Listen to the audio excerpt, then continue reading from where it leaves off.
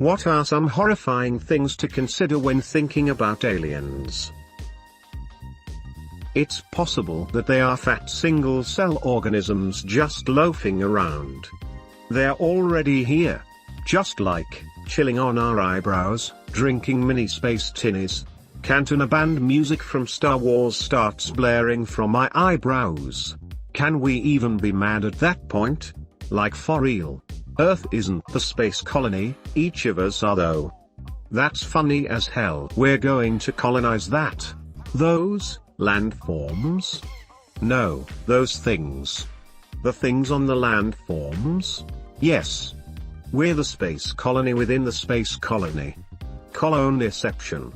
No one can calculate their flying route this way though, sadly. I want an Osmosis Jones style movie that runs with this idea, and Bill Murray is just the man for the job. Thank you for that thought.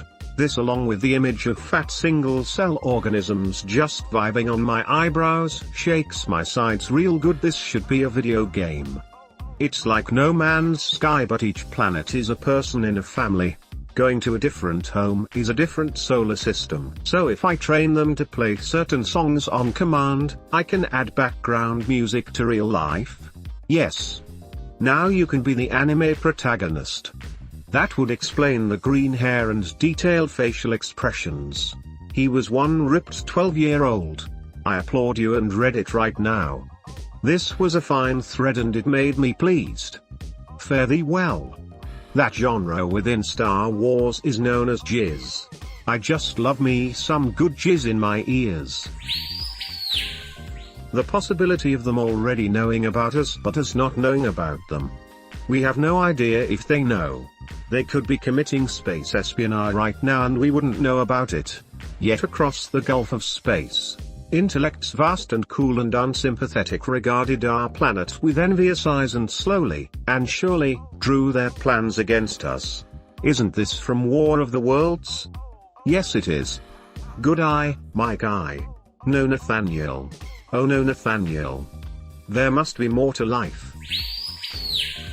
PFFT, the chances of anything coming from Mars are 1,000,000 to 1. But still, they come. Dun dun dun. Ba-dubby ba-dubby. You beat me to it. Me also. Absolute literary classic right here. But they forgot about disease. Oops. Tilda lacking assurances. The safest option for any species is to annihilate other life forms before they have a chance to do the same. If you've played GTA Online, you already know this. A fanbase most feral. I was thinking exactly the same thing about Days. Green Alien Gang. One theory, from Stephen Hawking, is that if they are sufficiently advanced that aliens may treat us like ants.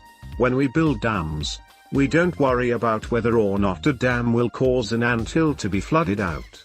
Similarly, a species that is advanced as far beyond us as we are beyond ants might seek to alter our planet or even our solar system to their advantage without giving consideration to what may happen to us. Like to make way for a hyperspace bypass? Hopefully they post the plans at the local zoning office first. Listen, if you can't be bothered to check a message that was left for you 100 cycles ago only 4 light years away, then you got what's coming to you. Apathetic planet. I have no sympathy at all. Mostly harmless. Anyone want some poetry? I'd who it was, but they said that an ant can't comprehend stuff like we can.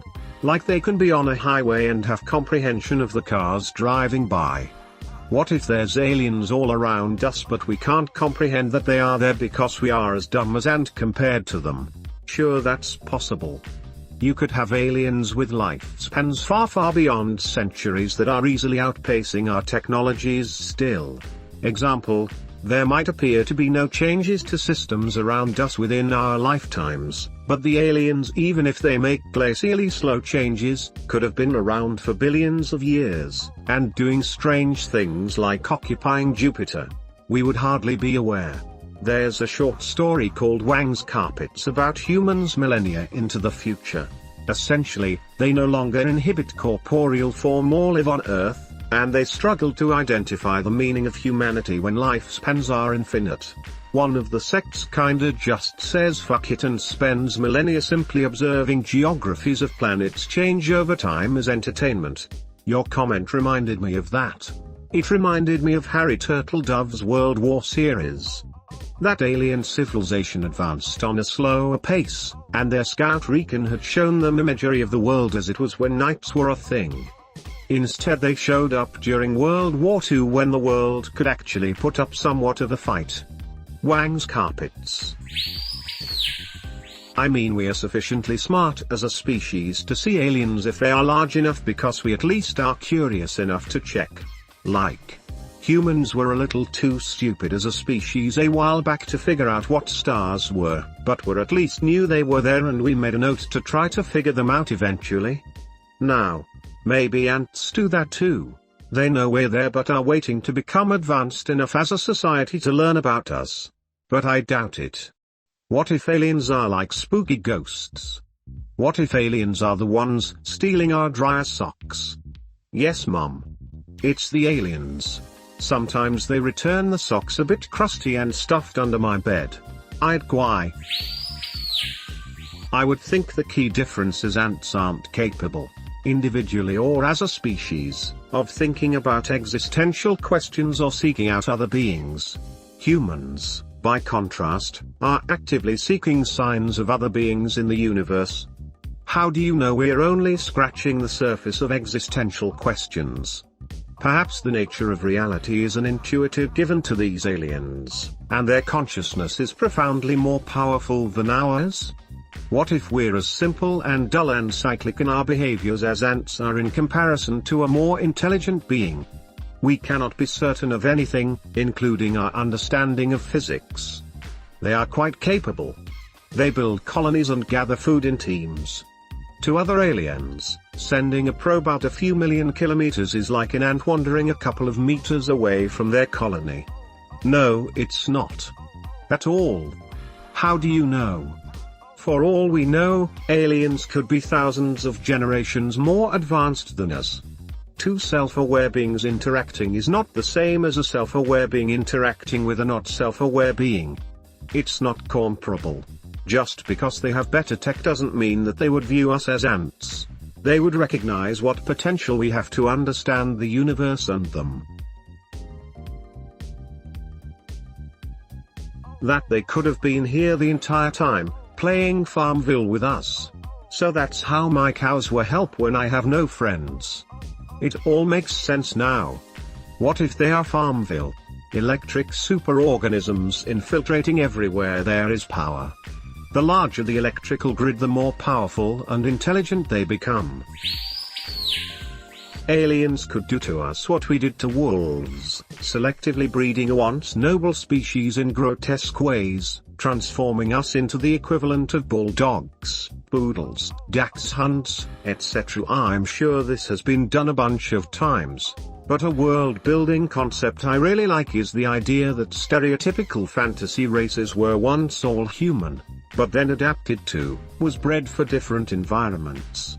So like dwarves adapted to a high-gravity planet, orcs have green skin so that they can photosynthesize on a harsh desert planet with little food, halflings were bred to be domestic servants, etc. We'd make great pets. But I don't think someone would want a pet that sits in one place and do nothing but play games. Sounds like a cat without video games. We watch cats play the little fish bond games. Aliens might watch us play League of Legends or Overclock with the same way we watch cats.